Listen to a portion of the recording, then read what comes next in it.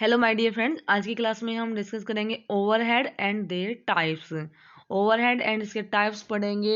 अगर आपने पहले वाली वीडियोस नहीं देखी है तो आप प्लेलिस्ट में चेक कर सकते हो और आप हमारे को एक काम कर सकते हो, सपोर्ट कर सकते हो अपने फ्रेंड्स के साथ में वीडियो को शेयर करके, जिससे हमें और वीडियोस बनाने के लिए मोटिवेशन मिले और जल्दी से जल्दी हम सभी सब्जेक्ट कंप्लीट करवा पाए। तो ओवरहेड एंड उसके एक्सपेंसेस क्या होते हैं। ओवरहेड पहले तो देख लेते हैं क्या होता है। ओवरहेड इनडायरेक्ट एक्सपेंसेस होते हैं, जो इंक्लूड होते हैं वो सारे एक्सपेंसेस, यानी कि direct labour, direct material and direct expenses को निकाल के छोड़ के जो भी खर्चे या जो भी एक्सपेंसेस होते हैं ना, प्रोडक्शन या डिस्ट्रीब्यूशन और प्रोडक्ट के लिए यूज होने वाले, उन्हीं को बोलते हैं इनडायरेक्ट एक्सपेंसेस। ठीक है, तो मेन टाइप्स क्या क्या है। Production overhead, administrative overhead, selling overhead, distribution overhead, research and development overhead. तो ये क्या है, डायरेक्ट इन्वॉल्व ना होके इनडायरेक्ट यूज होने वाले खर्चों को, एक्सपेंसेस को बोलते हैं ओवरहेड या इनडायरेक्ट एक्सपेंसेस भी बोला जाता है। तो पहली बात, प्रोडक्शन ओवरहेड क्या होते हैं। ये इनडायरेक्ट एक्सपेंसेस होते हैं जो कि स्पेंड किए जाते हैं किसी इंडस्ट्री के द्वारा from the receipt of production order to the completion of the product. जब रिसिप्ट आती है ना प्रोडक्शन ऑर्डर की, वहां से लेके जब तक वो खत्म ना हो जाए, वो जो इनडायरेक्ट यूज होने वाले एक्सपेंसेस होते हैं उनको किया जाता है ऐड। जैसे कि जब रॉ मटेरियल से फिनिश प्रोडक्ट जो बन रहा है उस दौरान जो भी एक्सपेंसेस होंगे उन्हीं को बोला जाता है प्रोडक्शन ओवरहेड। तो वेरियस टाइप के प्रोडक्शन ओवरहेड है, जैसे कि बिल्डिंग एक्सपेंसेस हो गया, यानी कि जैसे फैक्ट्री है या बिल्डिंग है उसका रेंट हो गया, रिपेयर के लिए जो खर्चे हो गए, इंश्योरेंस के लिए जो बिल्डिंग का, या हीटिंग या लाइटिंग की व्यवस्था होगी, तो ये क्या आ जाएगा, बिल्डिंग एक्सपेंसेस में आ जाएगा। इनडायरेक्ट लेबर, यानी कि वो खर्चे जो कि होते हैं इनडायरेक्ट लेबर के साथ एसोसिएट होते हैं, जो कि कौन कौन से हो गए, मेंटेनेंस स्टाफ होगा, सुपरवाइजर स्टाफ हो गया, एग्जीक्यूटिव स्टाफ हो गया, मशीन सेटर हो गए, यानी कि मशीन को सेट करने वाले, या शॉप इंस्पेक्टर हो गए, तो ये इनडायरेक्ट लेबर में आ जाएगा। नेक्स्ट क्या होता है, कंज्यूमेबल गुड्स, जैसे कि कंज्यूम होने वाले गुड्स जो कि हम यूज करते हैं वो कंज्यूम होते रहते हैं, जैसे कि ऑयल, ग्रीस, कॉटन वेस्ट, ये क्या कंज्यूमेबल गुड्स हैं।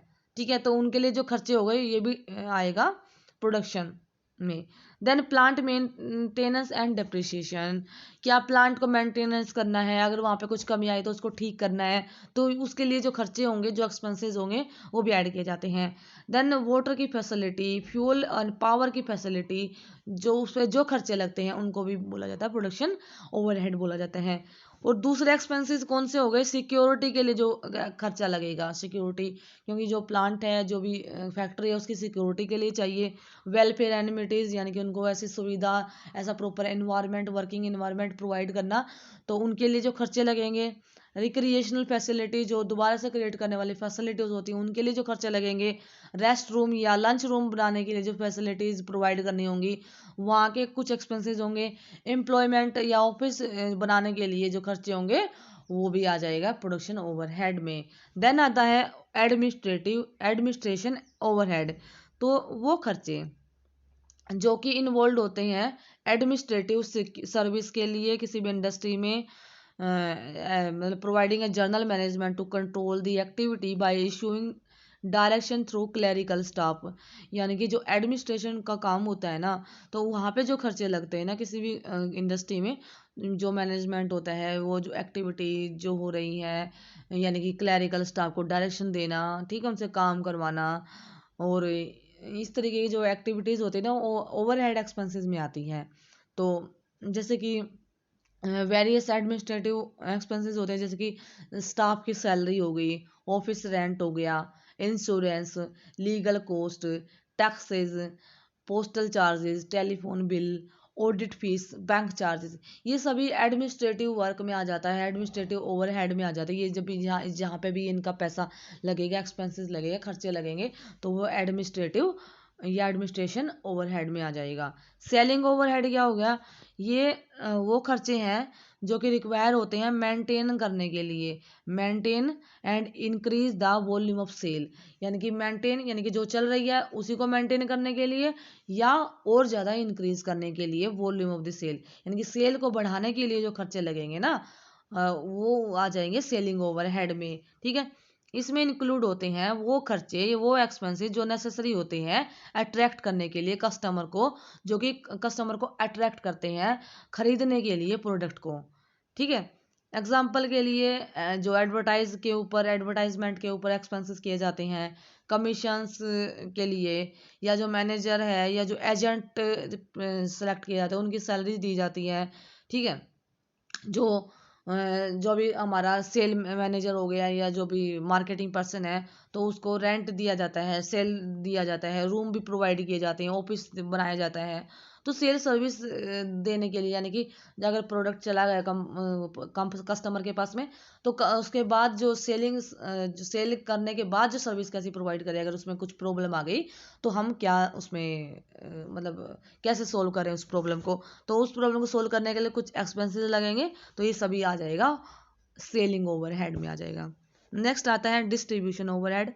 ये एक्सपेंसेस जो कि कनेक्ट होते हैं ट्रांसपोर्टेशन हो रही है प्रोडक्ट की, यानी कि हम ट्रांसपोर्ट कर रहे हैं प्रोडक्ट को कंज्यूमर तक, तो उस दौरान जो खर्चे होंगे, एक्सपेंसेस होंगे, वो डिस्ट्रीब्यूशन ओवरहेड में आ गए, जब हम डिस्ट्रीब्यूट कर रहे हैं। तो ये इंक्लूड होता है packaging, storing of the product and safety, यानी कि उसको पैक करने के लिए, स्टोर करने के लिए और उसकी सेफ्टी के लिए जो भी खर्चे लगते हैं। एग्जाम्पल जैसे कि लोडिंग अनलोडिंग चार्जेस हो गए, cost of transportation, warehouse charges, maintenance and running of delivery vehicle, salary of clerk and labours, तो ये सब आ जाएगा डिस्ट्रीब्यूशन ओवरहेड में। ठीक है, नेक्स्ट जो है रिसर्च एंड डेवलपमेंट ओवरहेड।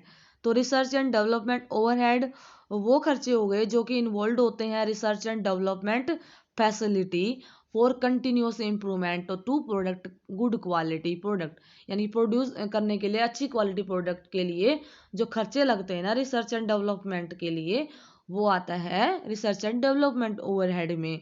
ठीक है, ये खर्चे डिपेंड करते हैं कि प्रोडक्ट का नेचर क्या है, किस टाइप का प्रोडक्ट है, सर्विस कैसी है। ठीक है, तो और साइज क्या है रिसर्च एंड डेवलपमेंट का, किस तरीके से हम कर रहे हैं।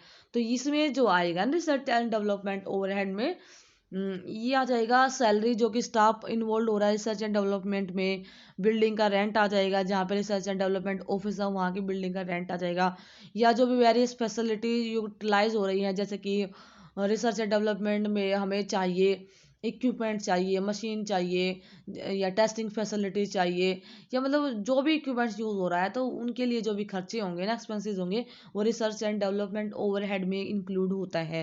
ठीक है, तो ये था डिस्कशन। नेक्स्ट क्लास में हम न्यूमेरिकल्स करेंगे इससे रिलेटेड।